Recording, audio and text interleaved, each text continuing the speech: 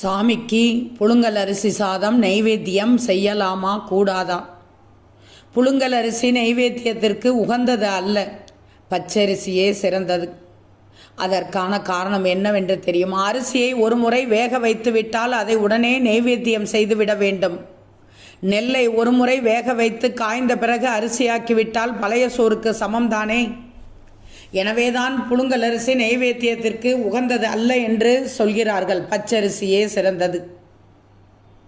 பிள்ளையார் சதுர்த்தி அன்று இட்லி நிவேதனம் செய்வார்கள். இதற்கு கூட புழுங்கல் அரிசியை உபயோகிக்காமல் பச்சை அரிசியில்தான் செய்வார்கள். இன்னொன்று, நாம் வைக்கும் நெய்வேத்தியத்தை கடவுள் ஏற்கிறாரா? அதை எப்படி தெரிந்து கொள்வது? அது தெரியுமா? அதை பற்றி தெரியுமா? கடவுளுக்கு நெய்வேத்திய உணவு ஏற்றது. இந்த நாளில் இந்த நெய்வேத்தியம் படைத்தால் நல்லது என பார்த்து பார்த்து பூஜைக்காக தயார் செய்கிறார்கள். ஆனால் கடவுள் முன் வைத்த உணவு கொஞ்சம் கூட குறையாமல் வைத்தபடியே இருக்கும்போது நாம் வைக்கும் நெய்வேத்தியத்தை கடவுள் ஏற்றுக்கொண்டாரா இல்லையா என்பதை எவ்வாறு தெரிந்து கொள்வது என்ற கேள்வி உங்களில் பலருக்கும் இருக்கும். உண்மைதானே? பூஜை செய்வதற்கு முக்கியமான பொருட்களில் ஒன்றாக இடம்பெறுவது நெய்வேத்தியம். வாழைப்பழம் உள்ளிட்ட பழங்கள் துவங்கி கற்கண்டு, பொங்கல், புளியோதரை, தயிர் சாதம், வடை என பொரியல், படையல் வரை, பெரிய பெரிய படையல் வரை பலவிதமான உணவுப் பொருட்களை கடவுளுக்கு நெய்வேத்தியமாக படைக்கிறார்கள். கோவில்களிலும் வீடுகளிலும் சுவாமிக்கு நெய்வேத்தியம் செய்வதற்கு தயார் செய்வதற்கு சில முறைகள் உள்ளது. கோவில்களில் நெய்வேத்தியம் தயார் செய்வதற்கு மடப்பள்ளி என தனியாக இருக்கும்.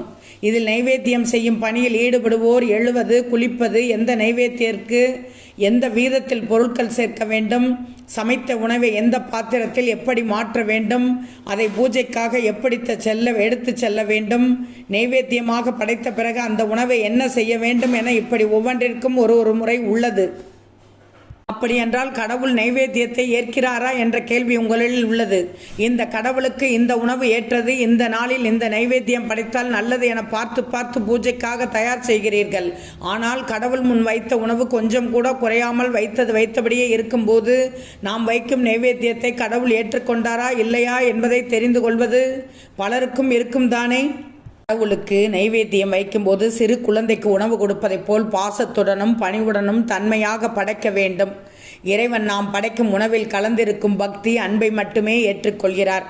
அதற்காக அந்த உணவை சாப்பிடுகிறார் என்பதும் அர்த்தமல்ல.